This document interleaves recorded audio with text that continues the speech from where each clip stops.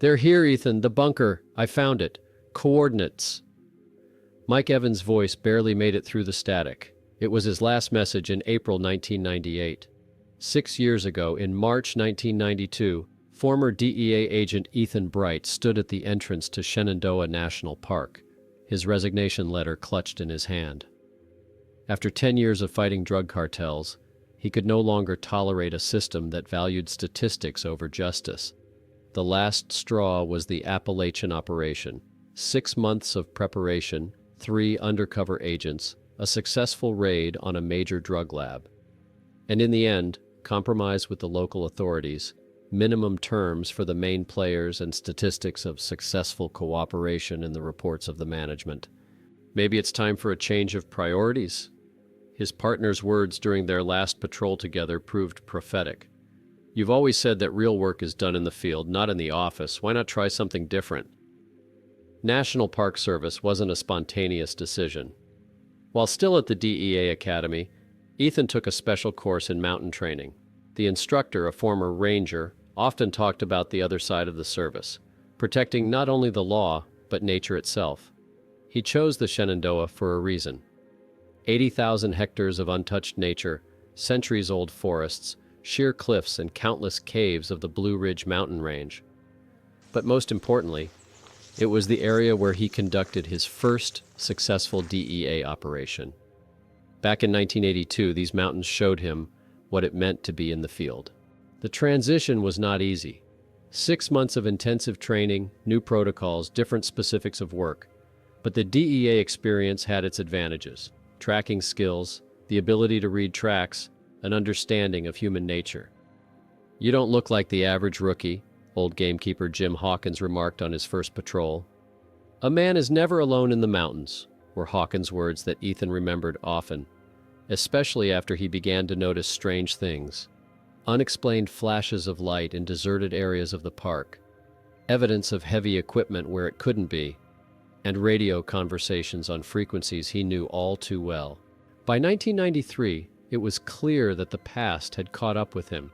Even here in the heart of Shenandoah, what had begun as an attempt to find new meaning in serving the law had turned into a dangerous game where more than just duty was at stake.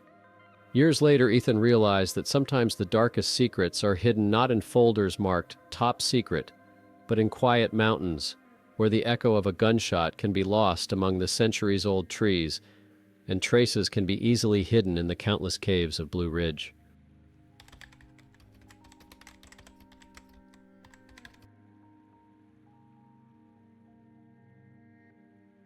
Even the echo of a gunshot sounds different in these mountains. The words of a DEA shooting instructor suddenly surfaced in Ethan's mind on a June morning in 1993. Little did he know that a few hours later, he would have to put that theory to the test. The 7th of June 1993 began as a normal day of patrolling the northern sector of the Shenandoah. At the weekly ranger meeting, Ranger Hawkins reported a group of eco-tourists taking an unusual interest in the park's security system. He was particularly alarmed by their professional equipment and how methodically they were recording all entrances and exits from the park. At 9:40, Ethan spotted the first signs of the group's presence: a carefully camouflaged camp near the old service road. 10 years in the DEA had taught him to notice details: military boot prints, remnants of packing from Army dry rations, the characteristic way the camp was camouflaged.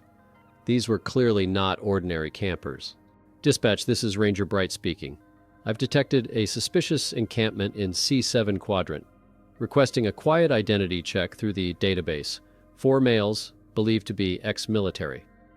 Dispatch acknowledged receipt of the information. For the next 2 hours, Ethan methodically documented the findings. A map of the area, carelessly covered with a tarp, caught his attention. It marked points that matched the park's known radio dead zones. He'd seen the exact same patterns during operations against drug cartels in the Appalachian Mountains. At 12:15 p.m., movement was heard from the direction of the camp. The group was returning. Ethan moved to a safe position and took binoculars. One of the men pulled out a walkie-talkie. "Perimeter checked. Fixation points have been determined, awaiting deployment instructions." That was enough. Ethan activated the emergency channel. All units, code yellow and square C7, possible narcotics intelligence, 4 suspects believed to be armed, requesting a quiet perimeter around the quadrant. An hour later, the area was sealed off by a joint team of rangers and local police. The arrest went off without a single shot being fired. The advantage of surprise and numbers did the trick. As the camp was searched, the picture became more and more interesting.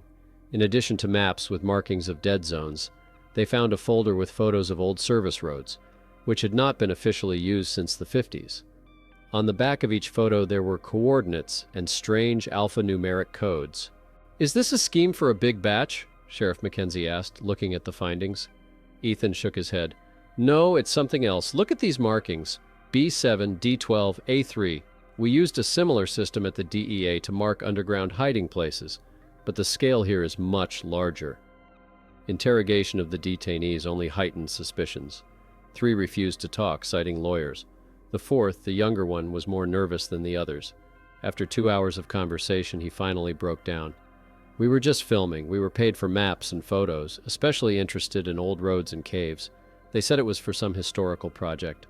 "What about radios? Military equipment? Dead zone recordings?" Ethan spread the finds out in front of him. The boy went pale. I really don't know. We were given assignments piecemeal. Each time, a new person on liaison, military background was a prerequisite. By evening, Ethan had systematized all the finds: maps with markings of radio dead zones, photographs of old roads, caves marked by some kind of system, strange codes in the fields. Everything pointed to a carefully planned operation. But why would a drug cartel go to all this trouble? They usually look for easy routes. The last time he saw a pattern like this was 1991, during an Appalachian operation. They didn't just hit a lab, they hit a whole underground complex. But those documents were about a single cave. This was a completely different scale. "Maybe we're missing something," Ethan said, looking at the photos for the 3rd time. "They're too interested in the old roads, the ones built at the beginning of the Cold War." He didn't yet know how close he'd come to figuring it out. The map with the cryptic markings was the first step to the mystery that awaited him in the Shenandoah Mountains, a mystery that would echo 5 years later in Mike Evans's last radio broadcast.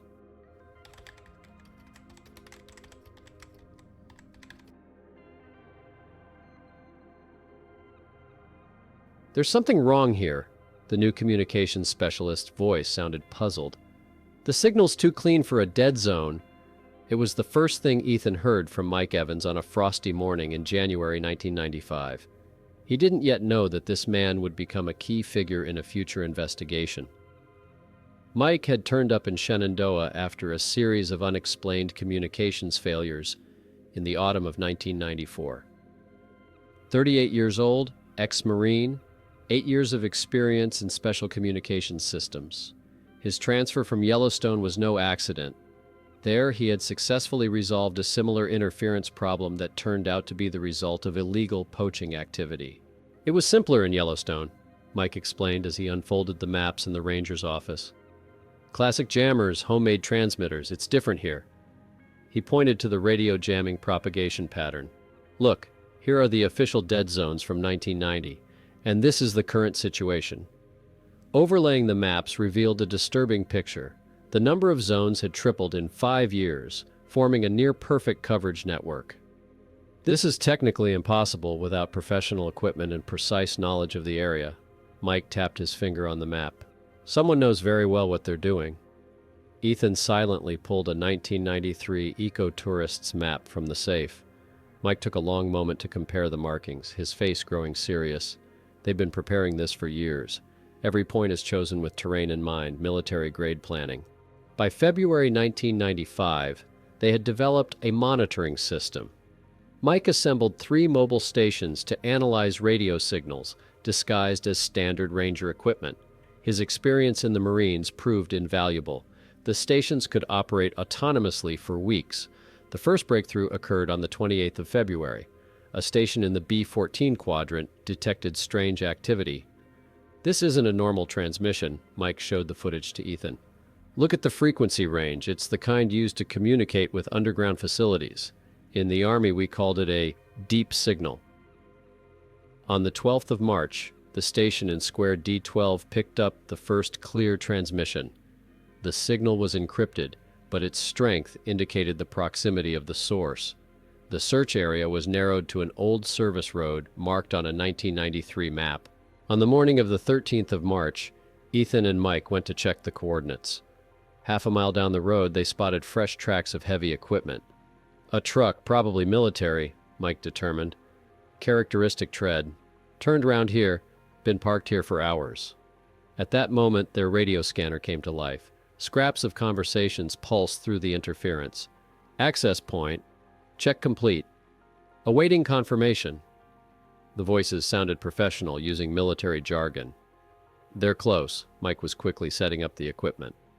I'll try. He was interrupted by the sound of an approaching car. They barely had time to take cover when a black SUV with no license plates sped past at high speed. By April, they had installed 6 active transmission points. All were located near old roads built at the beginning of the Cold War.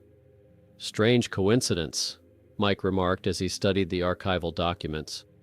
These roads, they weren't just built for patrols. In May, the investigation took an unexpected turn. After another monitoring session, Mike discovered a pattern in the transmissions. Look at the activity schedule, every Tuesday and Friday, 3:15 a.m., like clockwork, and always short data packets in the direction of this square. He pointed to a point in the mountains. On the 27th of May, they found the first camp, or rather its remains, professionally burned equipment and thoroughly trampled footprints. Unusual electronic components gleamed among the ashes. Military specs. Mike examined the finds. The kind they use for deep space communications, some kind of system for mines or bunkers. A half-burnt notebook was found in the mud. Most of the pages were destroyed, but a few numbers were still legible. 2715-3. Mike took a long look at the entry. Those aren't coordinates. The Marine Corps used a similar format for classified facilities. The first digits are the access level, the rest are the identifier. The find changed the direction of the investigation. Mike requested access to old military records. There were several secret projects here in the 50s, if this really is the facility code from that era. On the evening of the 30th of May, their radio station intercepted an unusual message. A clear signal broke through the standard noise. The facility is ready, awaiting final confirmation. Mike immediately began recording, but the transmission was cut off halfway through. Whatever they're planning, it's happening now. Mike was gathering equipment for the new monitoring. Give me a week. I'll check the archives, see if I can link the old codes to what we found. Ethan agreed. He didn't know that 3 years later, those numbers, 2715-3, would be the last message from Mike Evans, and that the search for their meaning would lead to a discovery that would change Shenandoah history forever.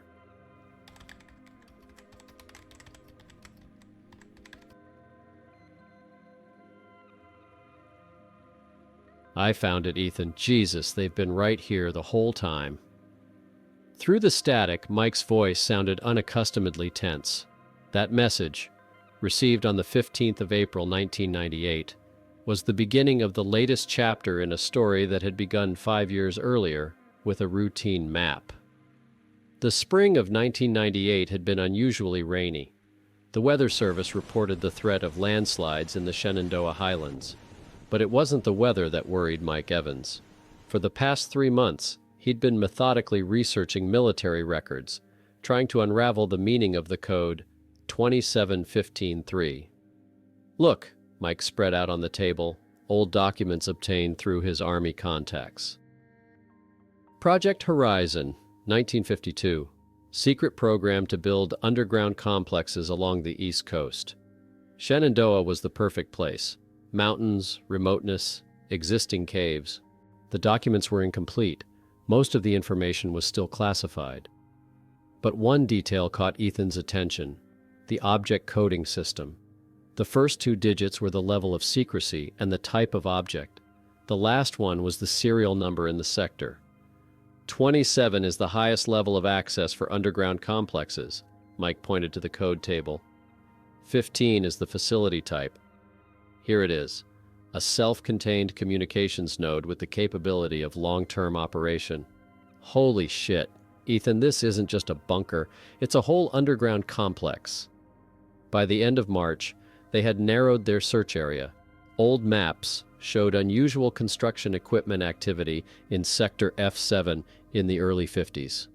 Officially, a new service road was being built there, but the amount of excavation was too much for a simple road. On the 12th of April, the first breakthrough occurred. After a week of heavy rain, part of the slope in Sector F7 collapsed, exposing a concrete wall. Standard military construction from the early 50s, Mike determined. The same kind used in Horizon System facilities. They devoted the next 3 days to a thorough reconnaissance of the area. Mike installed new sensors to analyze the radio signals. The results exceeded all expectations. There was clearly powerful equipment operating underground. On the 15th of April, Mike went for a final check of the coordinates. "I'm pretty sure," he said before heading out, "that signal we picked up, it's coming directly from the bunker. They've somehow accessed the old communications system." At 14:30, he received the first report, found the entrance, disguised as a technical well, state-of-the-art access equipment. Someone's been using it regularly. At 3:45 p.m., the connection went dead. The last thing Ethan heard was, "They're here! The bunker! I found it! Coordinates!" Then just white noise. An hour later, a heavy downpour began. The search team wasn't able to reach the area until the next morning.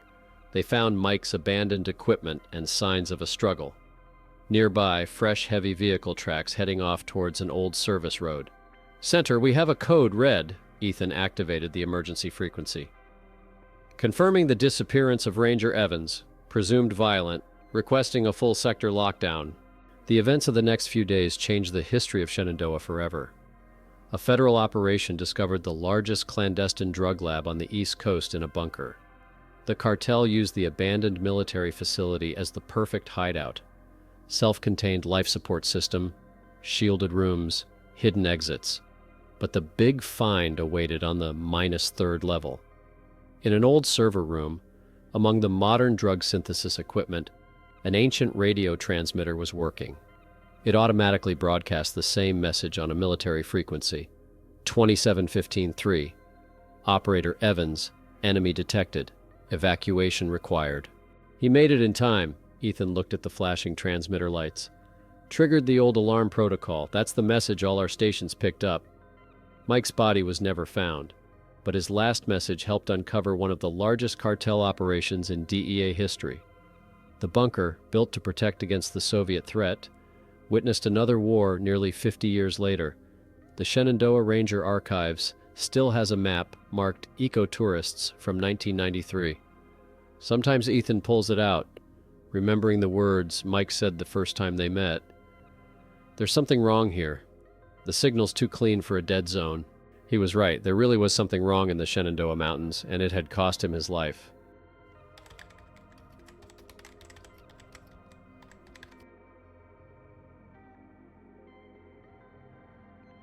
The autumn of 1999 was unusually quiet in Shenandoah. The operation to dismantle the clandestine laboratory in Bunker 2715-3 had already become part of the DEA's internal reports, the largest on the East Coast. Over $50 million worth of equipment and finished goods, 23 arrested cartel members, including 3 high-ranking executives. The investigation established a chronology of events. In the early 90s, the cartel accidentally discovered the bunker while scouting routes. The find was perfect. Self-contained life support systems, shielded rooms, a network of hidden exits. They recovered an old military communications system, modernized it for their operations. The official case of the disappearance of Ranger Mike Evans remains open. Only his radio and notebook were found in the flooded lower levels of the bunker. The last entry is dated the 15th of April, 1998. Level 3, generator room. They're using old mines. We need to check the tunnel. Ethan Bright remained to serve at Shenandoah. In his report for the internal investigation, he wrote, "Mike Evans was no ordinary communications specialist. His professionalism and dedication solved one of the largest criminal operations in the park's history. His final communication saved the lives of many people." In 2000, the bunker was finally mothballed. All entrances were bricked up, and its existence remains only in classified reports and the memories of a few participants in the operation. National Park Service records listed as an abandoned Cold War technical facility unusable. Ethan's office still has that very map marked ecotourists, not as official evidence, just as a reminder that even the quietest mountains sometimes hold dangerous secrets, and of the man who gave his life to uncover those secrets. Friends, you have just heard the story of the events in the Shenandoah Mountains. The story of a man who came to these mountains in search of peace, but was confronted with secrets going back to the Cold War. Do you think Mike really died in that bunker? Or perhaps he learned something so important that he was forced to disappear? And what does the last number 3 mean anyway? Could it be that there are secrets that even now, after all these years, are better left buried deep underground? And the most important question, what really hides the quiet mountains of Shenandoah? After all, if one military bunker has been successfully used by criminals for decades, who knows how many other similar sites may exist in other national parks? Write your opinion in the comments. If this story touched you as much as it did me, please support the channel by liking and subscribing. There are many more unsolved mysteries to come from the most remote corners of America's national parks. See you in the next issue.